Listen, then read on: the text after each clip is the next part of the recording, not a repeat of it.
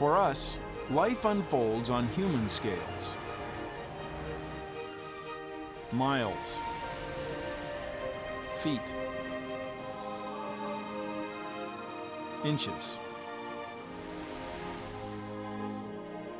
But beneath the surface of things is another realm, 1 billion times smaller than we are. A dimension that holds the secrets to understanding our world.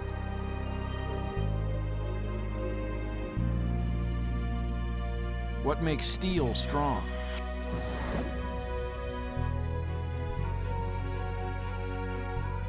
Why ice cream is delicious?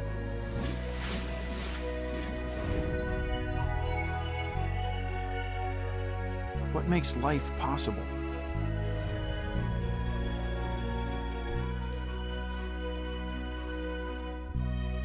Secrets that help us create what we imagine. The human creativity of chemistry, there's just nothing more beautiful than them. This is the realm of chemistry, and these are its greatest discoveries.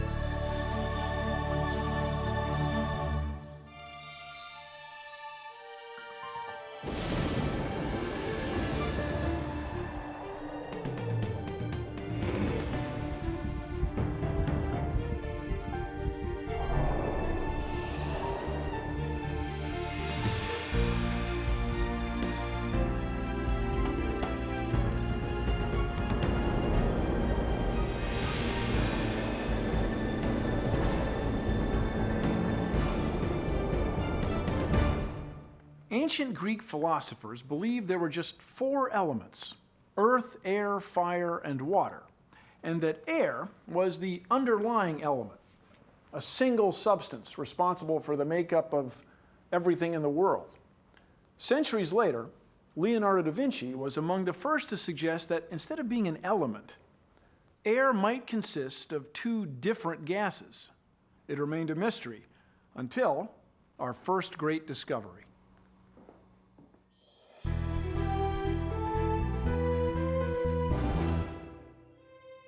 England, the latter part of the 18th century. Clergyman and sometimes scientist Joseph Priestley conducted a series of experiments searching for new airs, what today we call gases.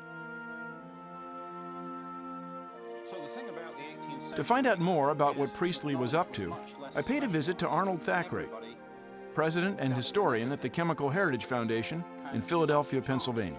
And Priestley wrote and wrote and wrote on every subject that you've ever thought of. He wrote about history, he wrote about religion, he wrote about politics, he wrote about science endlessly. And Priestley was the man who knew everything. He would tell you the practice of it, the history of it, the theory of it, and he was quite literally the man who knew everything. But along with everything else, Priestley did this famous experiment, right? That's exactly correct, and there are 2 things that go into that experiment. The one is mercury, this strange substance that's simultaneously a liquid and metal, and that's just crazy. I mean, whoever heard of a liquid metal? And so it was really puzzling. What is this thing? And people were fascinated by it, and so they wanted to explore it. And of course, the other thing that went into it was the technology to deal with gases. And here in Priestley's experiments and observations on different kinds of air, we have the technology of collecting gases over liquids. In tubes that you could see through. Exactly. So you can see the gas, you can see what's happening to the gas, and now you really are in business. What Priestley does is he takes a burning glass to give him heat, a lens.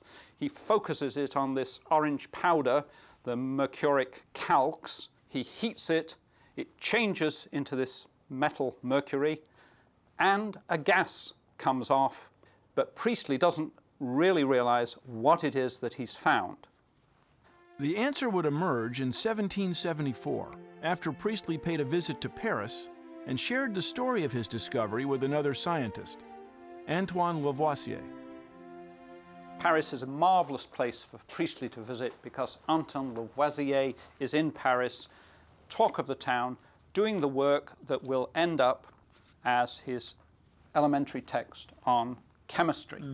And Lavoisier, who is also mucking about with gases, hears what Priestley's done, is fascinated by the report of this new air, decides he'll repeat the experiment. He has lots of apparatus, better apparatus.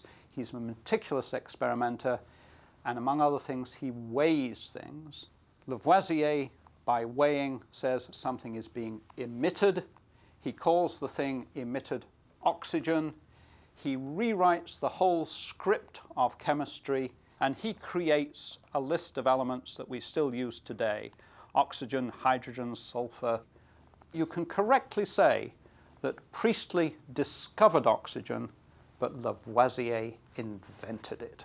So with Priestley's experimental work on gases, with the discovery of oxygen, with Lavoisier's articulation of a system of language, we have the whole conceptual scheme in which 19th century academic work is built, 20th century industrial innovation. We have pharmaceuticals, we have biotechnology, we have cell phones, we have plastics, that's exactly right. And all these things begin with the discovery of oxygen. That's where it starts. That's a lot to breathe in.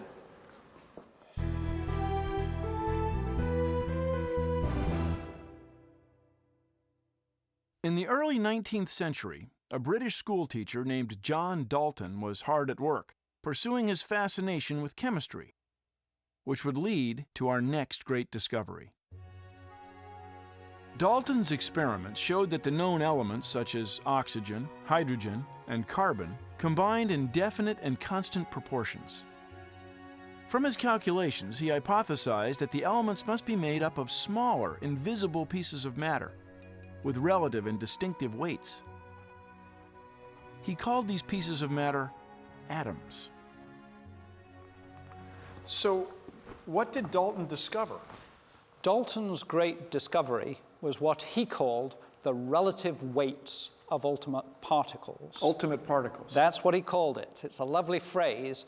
Later on, when he went public, it becomes atomic weights, and we know it as atomic weights, but it was ultimate particles. So he used the word atoms. He used the word atoms. The idea of an atom, of course, goes back to Democritus. The problem is, it's an idea, is it any use? And Dalton was the man who made the idea useful. That was his great contribution. From his work, Dalton developed what came to be known as his atomic theory, a revolutionary new system that defined the relationship between atoms and the elements. And it's an enormously simple system, and Dalton thinks very simply, very visually. Here are the elements, here are the weight of the elements, here are the complex molecules, and it's a wonderfully effective system. It connects the thing that chemists can do, weigh things in balances, with the things that you can't see, the ultimate world of atoms. That's genius. How important was Dalton's discovery? His atomic theory helped generations of scientists further unravel the mysteries of the atomic and molecular world, including our next great discovery.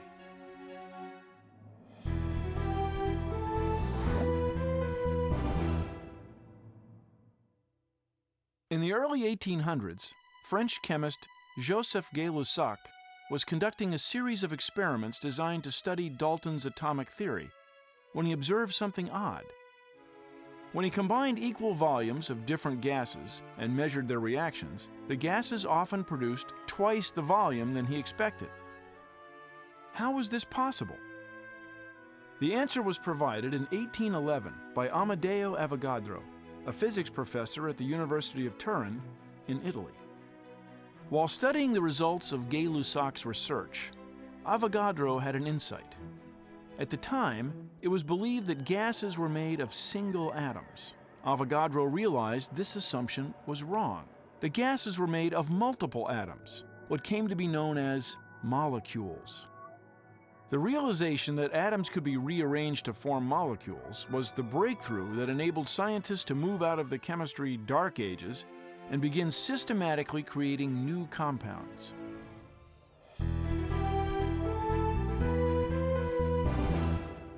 Our next great discovery occurred in the 19th century, when many chemists believed that organic substances from organisms or living things were somehow different from inorganic substances, from non-living things. But that was about to change. In 1828, Friedrich Wöhler was working in his lab when something caught his eye. Wöhler had placed two inorganic chemicals in a beaker, potassium cyanate and ammonium sulfate. Now when he looked at the beaker, it contained a gram's worth of small, white, needle-shaped crystals. What made this remarkable was that Wöhler thought he'd seen these exact same crystals once before, but with an important difference. Those crystals had been organic. He had crystallized them while studying the chemistry of various substances found in urine. To make sure he wasn't mistaken, Wöhler analyzed the new crystals. There was no mistake. These crystals were the same as those he had isolated before. He had made urea, which was something that had come out of a living thing. He had made it out of inorganic substances.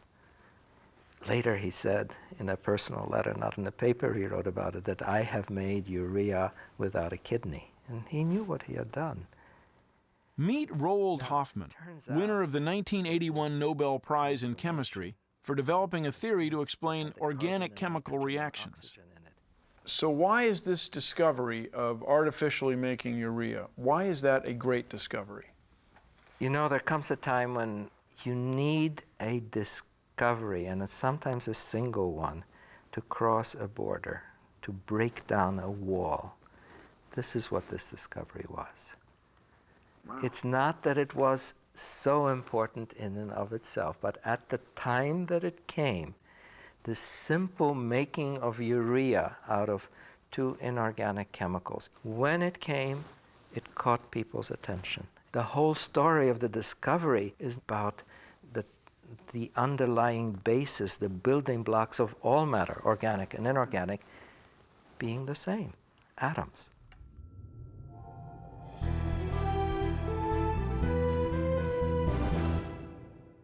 If these Lego bricks had existed in the early part of the 19th century, chemists could have used them to help illustrate something they were seeing in their experiments. A phenomenon that led to our next great discovery. The atoms of particular elements, such as sodium and chlorine, seem to combine with each other according to fixed ratios. It was this combining power of atoms that inspired German chemist August Kekule to develop a system for visualizing the chemical structure of various molecules. Kekule represented the atoms by their symbols, then added marks to indicate how they bonded with each other, like links in a chain. It was a simple yet elegant formula. Chemists now had a device for clearly illustrating the chemical structures of the molecules they were studying. There was just one problem. Benzene was the only known chemical that would not fit Kekule's formula. Benzene's chain of carbon and hydrogen atoms required more combining power than the formula would allow. And all these organic chemistry professors are puzzling about it and offering different explanations. And one of them, August Kekule, sitting by the fire one evening, falls asleep and starts to dream about a snake. And if you think about a snake, what Kekule dreams of is the snake catches its own tail. And if you think about this, maybe the thing is a ring. And that gives you an answer to the puzzle.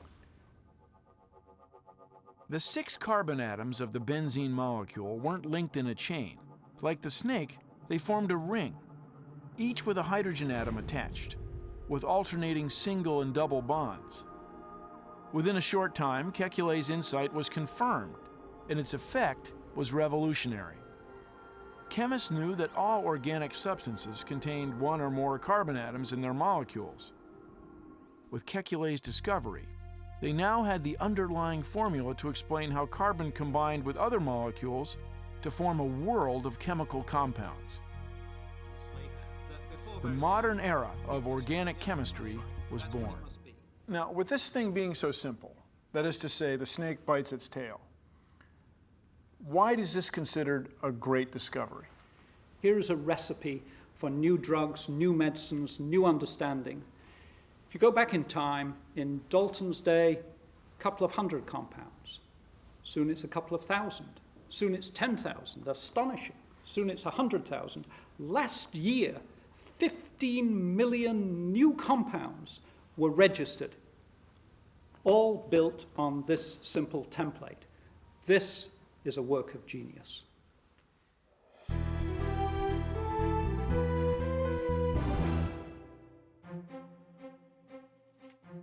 In 1869, a Russian chemistry professor named Dmitry Mendeleev was writing a textbook for his students when he began to wonder how he could best explain to them the 63 elements that were known at the time. To help formulate his thoughts, he constructed a card for each element. On each card, he wrote the name of the element, its atomic weight, its typical properties, and its similarities to other elements. He then laid the cards out like a game of solitaire and began arranging them over and over, searching for patterns. Then came the moment of discovery. Before him was something extraordinary. The elements fell into 7 vertical groupings. Each periodic grouping had members that resembled one another, both chemically and physically. Mendeleev had discovered the periodic table of the elements, a map showing how all the elements related to one another. A map so precise that Mendeleev believed he could also use it to predict the existence and properties of 3 elements no one had yet discovered. One would be like boron, he said, one like aluminum, and one like silicon. Eventually, the elements were discovered, and Mendeleev was proven right. There was actually a little bit of controversy because a German chemist named Lothar Meyer had come up with roughly the same idea. But Meyer didn't quite have as much courage. So that's actually an interesting thing. Here is this German who comes up with the same idea of periodicity, of which there were hints already before, but he doesn't make the predictions that Mendeleev does. So here we see the power of a risky prediction in having people accept a theory. There is nothing more powerful than making a prediction that's not obvious. And then have it come true. And have it come true. The periodic table is our icon. I mean, it's what we associate with chemistry. You go into any chemistry room, you see it. Why is the periodic table of elements significant? It forever changed the way that everyone would learn and understand the elements.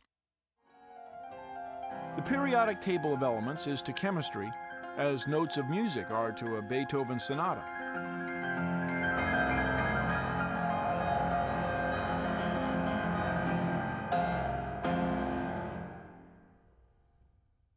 In honor of Mendeleev, his name is now literally attached to the periodic table. The element 101 was named after him. It's called Mendelevium. It's not only chemists who like the periodic table. I hear you carry one around. I do carry one, yes, sir. Show me. You never know. And I seem to use it a lot. Let's see. It's a small one. So I'm going to give you a test. What is under nitrogen in the periodic table? Nitrogen is 7. Yes. I have to think a second. Under sulfur. nitrogen? No, you're wrong. Oh, God. That's Close. why I carry You're the thing. one off. It's phosphorus. Oh, phosphorus. Phosphorus 15. is right. And is Phosphorus is 15? yeah. You have to add 8 at that point. See, that's why I carry it. I can't remember. So it's 7 plus 8, 15 phosphorus. Okay. There's a pattern there. I get it now.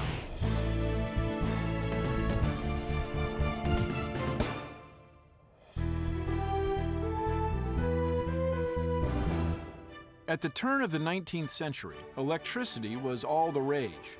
People were busy making batteries and connecting them to just about anything to see the reaction. Electricity was like a new kind of fire. One of the great battery junkies of the day was Humphrey Davy, a self-taught English chemist. In 1807, Davy was performing a battery experiment in his lab. He melted some potash, a mineral found in the ground that also forms in the ashes of wood. Chemists had speculated that potash was a compound of several elements, but had not been able to prove it. Davy wanted to see if electricity might provide the answer. He ran some wires from one of his biggest batteries to the melted potash. Pure potassium began to emerge. Davy had discovered the power of electricity to react with chemicals and transform them. Eventually, electrochemistry led to the rise of the aluminum industry, the production of semiconductors, solar panels, LED displays, even rechargeable lithium batteries.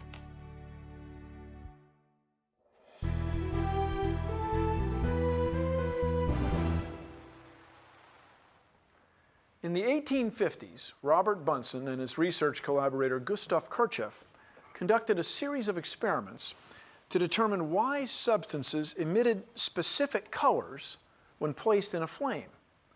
The color they determined indicates what elements are present in the substance. For example, if sodium is placed in a flame, they observe shades of yellow.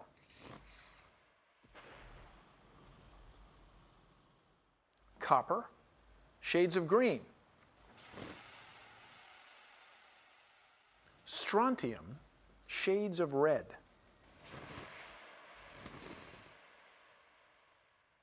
That was a good one. While watching the experiments, Kirchhoff was reminded of how a prism spreads light into a rainbow of colors. So, using a prism and the pieces of a small telescope, Bunsen and Kirchhoff built the first spectroscope, an analytical device they hoped would help them see the spectra coming from heated substances. And it worked. As an element was put into the flame of a Bunsen burner, the light from the heated substance passed through the prism of the spectroscope, where it then spread into a ribbon-like spectrum of colors, riddled with dark lines. The combinations of bright colors and dark lines were like barcodes indicating what atoms were present. When burned, each element produced a completely unique spectrum. Using their spectroscope, Bunsen and Kirchhoff were able to discover two new elements, cesium and rubidium. One day, Bunsen and Kirchhoff decided to test their invention with sunlight. It produced a spectrum that featured two lines that were identical to those in the spectrum produced by sodium. Bunsen and Kirchhoff had discovered the presence of sodium in the sun, 93 million miles away. Suddenly, scientists had a tool to help them study the chemistry of the heavens. Liftoff. We have liftoff. Today, the legacy of this great discovery lives on in the exploration of space. A form of spectroscopy is being used to study the atmospheres of planets, to search for signs of water, signs of life.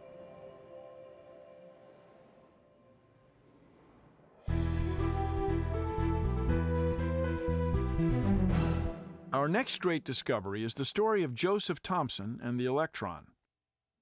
Here we are.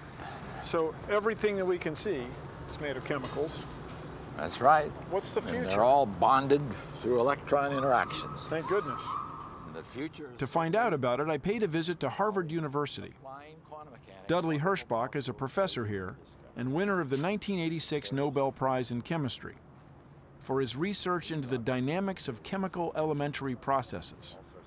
So, Thomson didn't discover the electron. Well, it's of course said that way, but he didn't discover in the sense that he said, Eureka, I've got this thing, here it is. He did an experiment that allowed him to measure the ratio of the charge, the electric charge, to the mass. And then later he was able to get a rough measurement of the charge and therefore show that the mass was very, very small.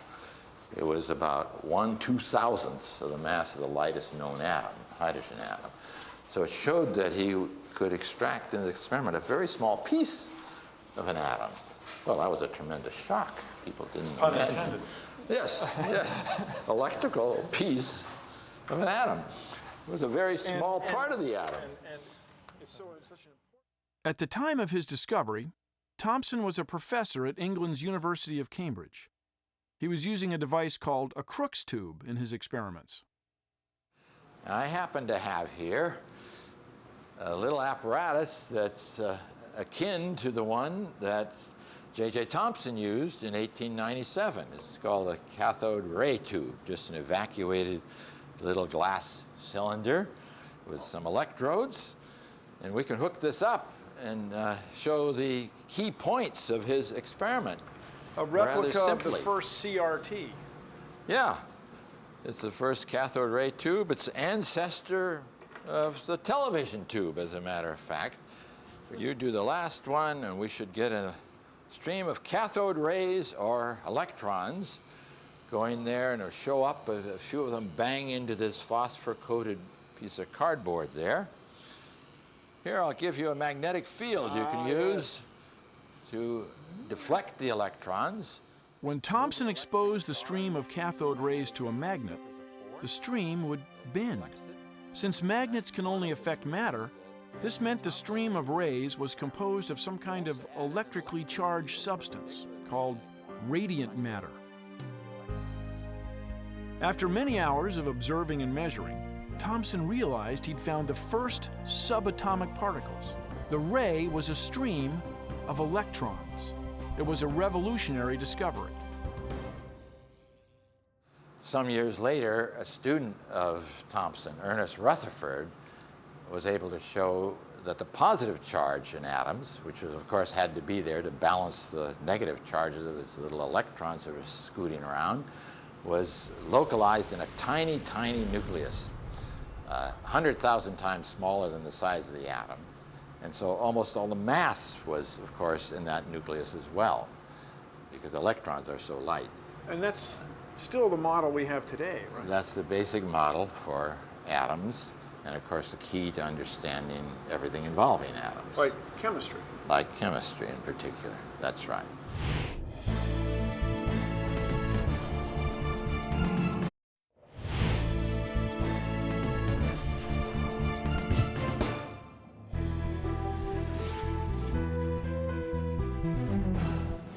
Scientists were just beginning to discover the anatomy of the atom. Now they wanted to understand its behavior, specifically the mechanism that enabled the atoms of certain elements to combine with the atoms of other elements to form new substances. In the early 1900s, American chemist Gilbert Lewis developed a model of the atom that provided an answer.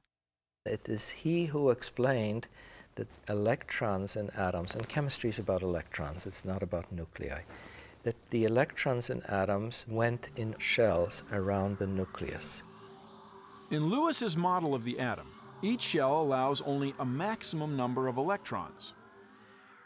Lewis theorized that two chemical elements might combine to form a compound when they give up or accept electrons from their outer shells. For example, on their own, sodium and chlorine are hazardous. But when a single sodium atom gives up the electron from its outer shell, and a single chlorine atom's outer shell accepts it, this exchange allows the two to bond and form the compound sodium chloride, table salt. Gilbert Lewis's theory was an extraordinary breakthrough. It enabled scientists to begin making chemical compounds, millions of them. Compounds that have shaped the face of modern life.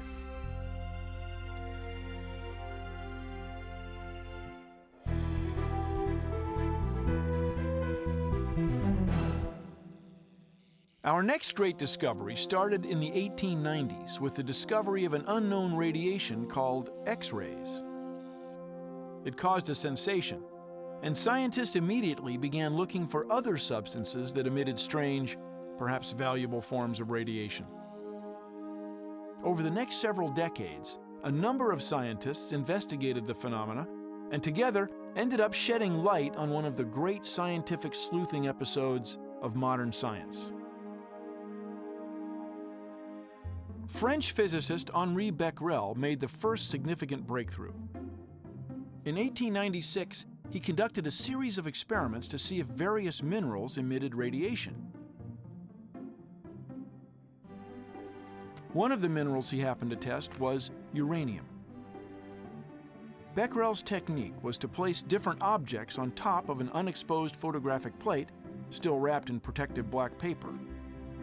He would sprinkle the uranium onto another piece of black paper, then enclose the object between the uranium and the photographic plate.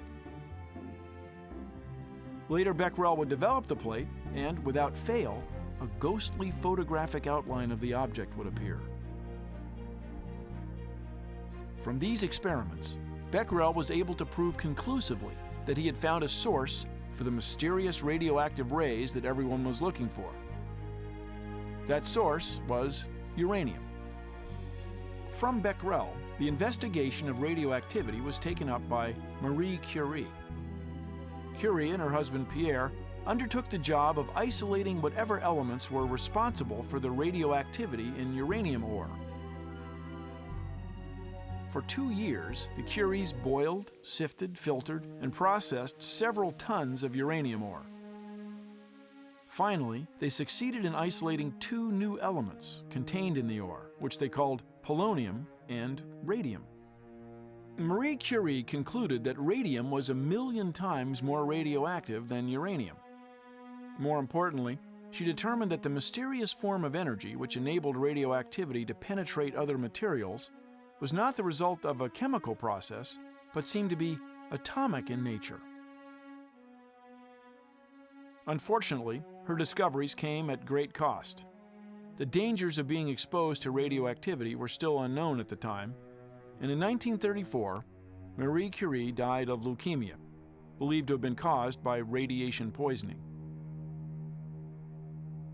Even the notebooks that she used to record her observations are still considered too radioactive to handle. It was the atomic nature of radioactivity that eventually attracted the interest of physicist Ernest Rutherford, whom we already met in the discovery of the electron.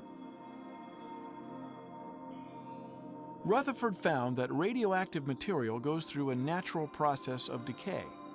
As it moves through the process, the radioactivity spontaneously emits unstable and highly charged energy particles with the power to penetrate matter.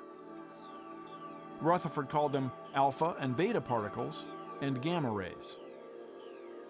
Since those discoveries, we've learned a lot about radioactivity, the dangers as well as the benefits.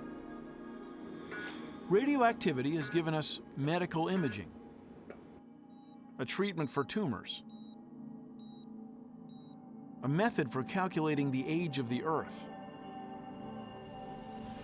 and a power source for our spacecraft to explore the solar system. Even some smoke detectors contain a small amount of radioactive material called americium, which helps create a steady electrical current. When smoke particles disrupt that current, it triggers the alarm.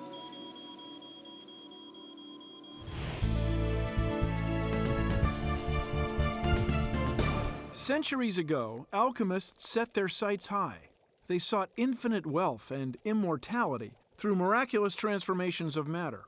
They came up with useful tools and glassware, but not much else. Chemists, on the other hand, set their sights a bit lower and ended up changing the look and feel of the material world, as did our next great discovery.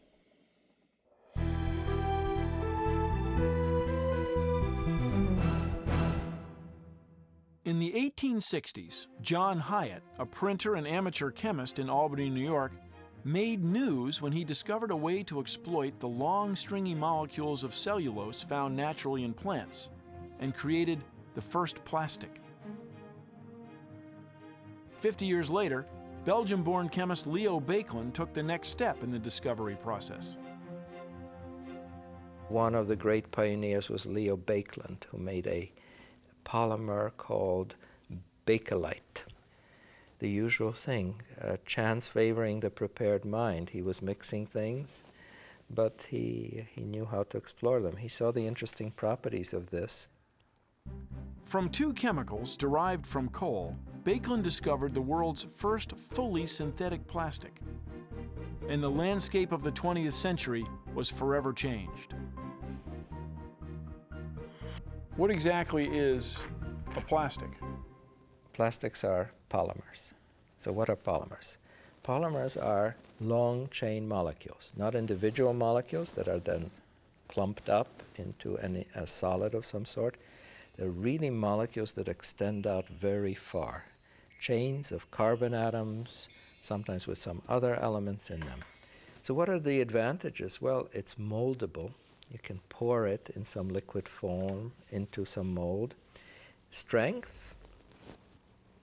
Well, it's not bad. You can make bulletproof vests from plastics. And we've certainly seen that in terms of fibers, they can mimic or even surpass the properties of natural fibers.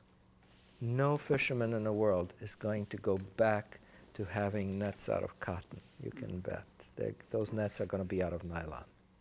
So would you say the discovery of plastics is a great discovery? We have science making polymers, making nylon, making rayon, which has a natural starting point but is modified into a polymer, making plexiglass or polyethylene. Those are the structural materials of our civilization. I think polymers are, in that sense, an example of the human creativity of chemistry. There's just nothing more beautiful than them.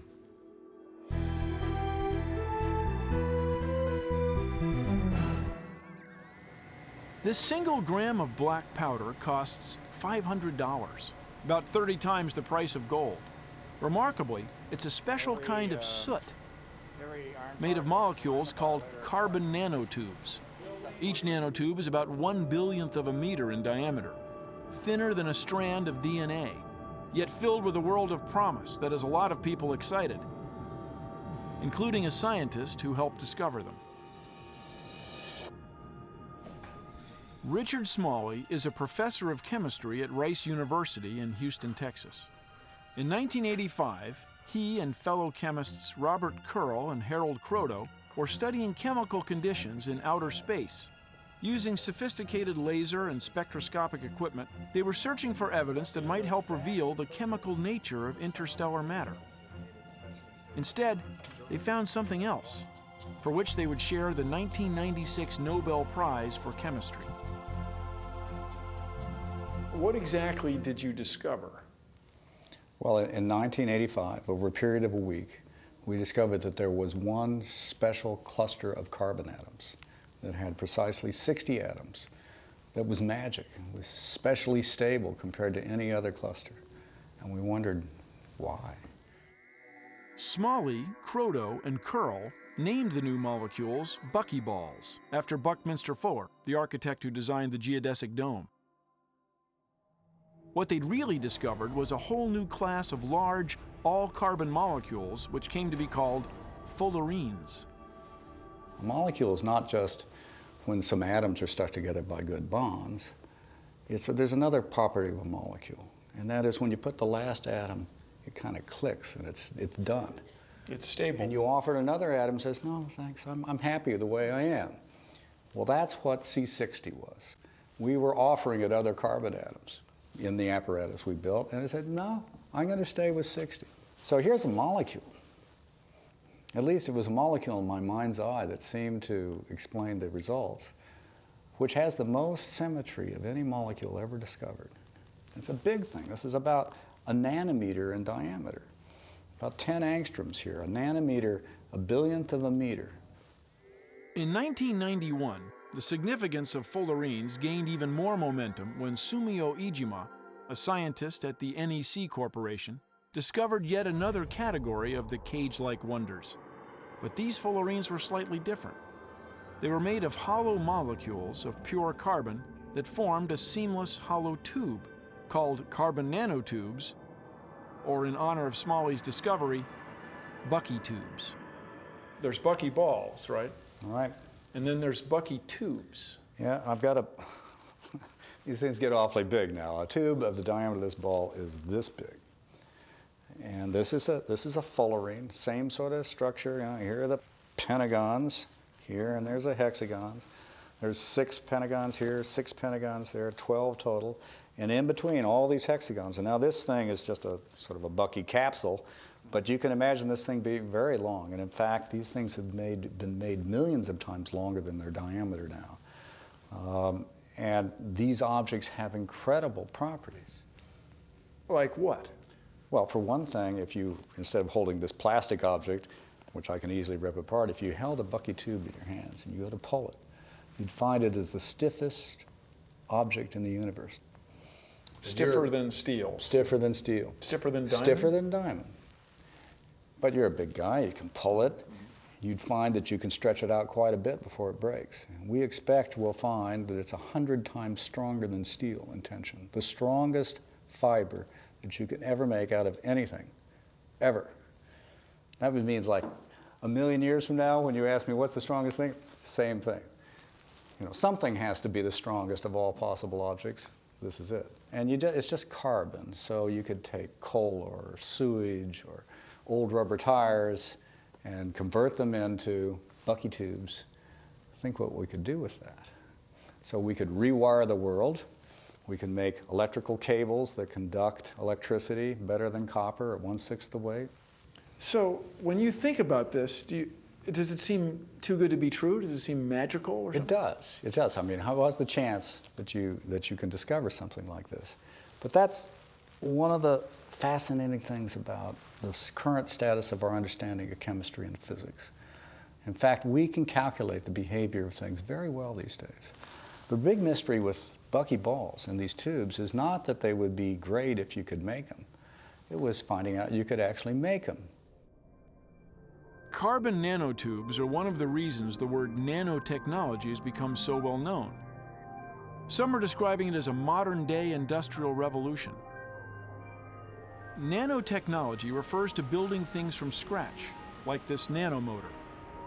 It's the ability to assemble the atomic and molecular building blocks of nature to create a new generation of products and applications that are stronger and more precise. Is this the next realm of chemistry? Is this the next thing in chemistry? I'm glad to see you use the word chemistry about this, because that's really what this is. We can't afford to pick every atom up with our fingers and stick them in. We have to have the atoms self-assemble, and they have to come from some source of cheap atoms so we can make these efficiently. We have a name for that. We call it chemistry. Of course, these days we call it nanotechnology, but it's the same thing. We're after to make a structure of a particular exact form, to do it hundreds of trillions of times a second, low cost with no environmental impact, to give us an object that will allow us to do something technologically that we couldn't otherwise do. Making objects with, if we're really good, the ultimate level of finesse, the way nature has always built the molecules of living cells. We'll now do this everywhere. So it keeps you coming to work.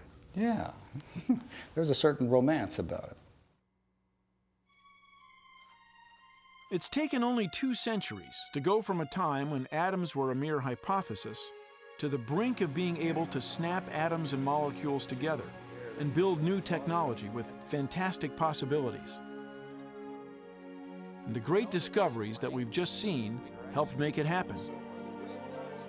Exploring beneath the surface of things, inside the realm of chemistry, and changing the world.